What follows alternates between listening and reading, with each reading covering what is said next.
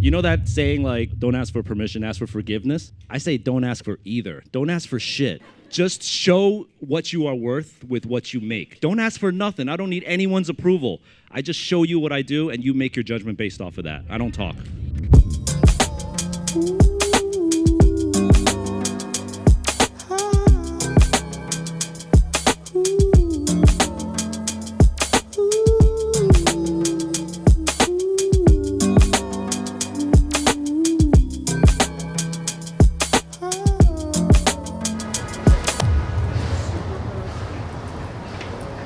So we're not going to reference the stuff that we've done. No, we're definitely going to talk about it. I guess I was just joking more so that I very much know who you are, but for the sake of audio. You'll ask me stuff that you know the answers to, yeah, right? Okay. Yeah, but starting out, just who are you? What do you do? What's this? Where are we right now? Okay.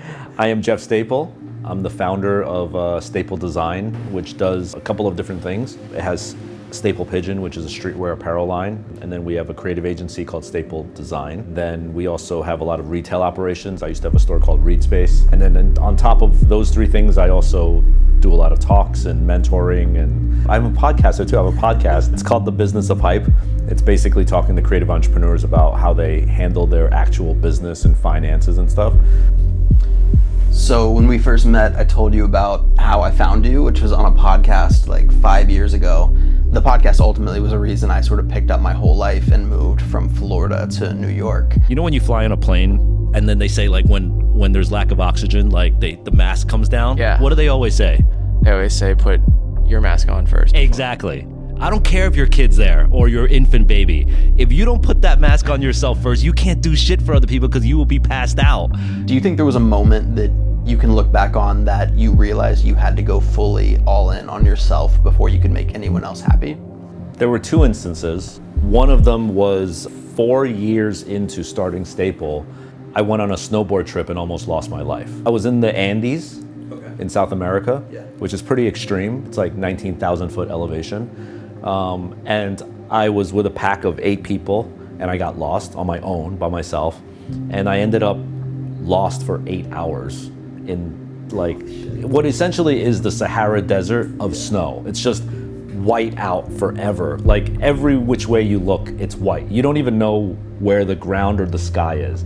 I was just caught in like a blizzard by myself in the Andes with just a snowboard. If I didn't get rescued that evening, I would have died for sure. Literally dug a grave for myself. Like I dug a hole and laid in it, like thinking like this is it. Got rescued, went back to New York, sat at my desk and it's like, hey bro, what's up? Hey, you're back. So what, you know, there's a deadline for this thing and like, hey, what's going on with this meeting? And I'm just like, I just like pulled myself out of my own grave. You don't know what's gonna happen tomorrow. Nothing is guaranteed.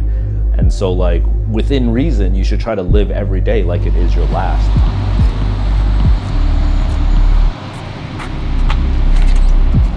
So I have a bike that's on permanent display here.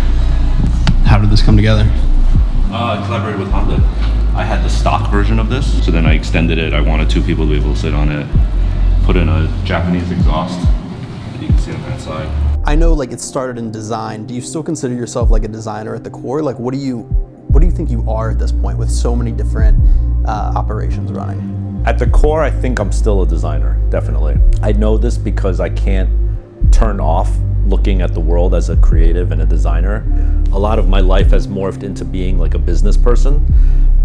I have to turn that switch on. Like I have to get into business mode or like finance mode, you know? Whereas like if I'm on vacation, I'm still looking at like the kerning of the hotel logo that I'm staying at, you know? Like I still think like a designer. And I'm happy that, you know, it's still rooted in that craft.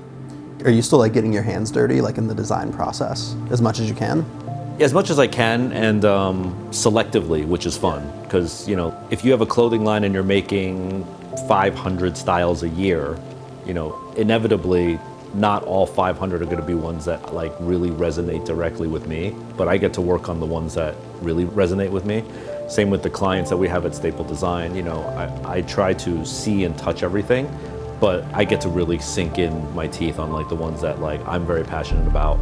Retail's the same, you know, like I really love doing activations and like physical in real life things at a retail store.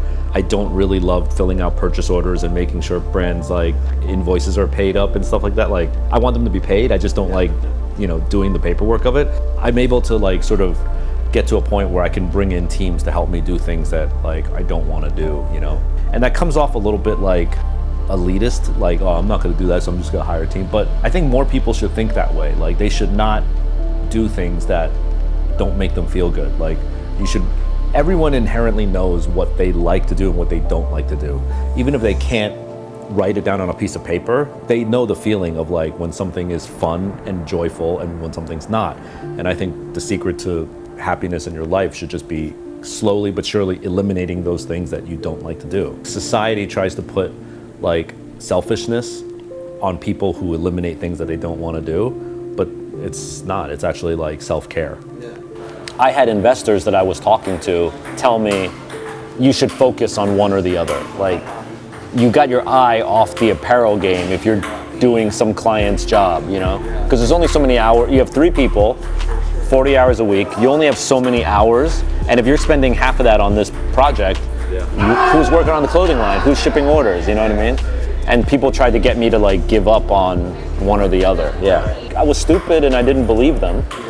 If I talked to like factory people or like garment people, they were like, stop with the design stuff because you own a clothing brand, you own an IP that you can really blossom and turn into like $100 million thing.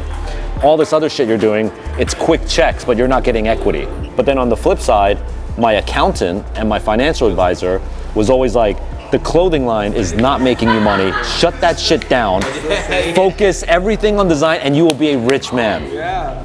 And I was like, but clothing is dope. I told myself, like from the second I reached out to you, that I wasn't going to ask a question about the pigeon dunk. Okay. There's a footwear frenzy going on in the city right now. A special sneaker made just for New York is in such high demand, people are fighting to own a pair of these things.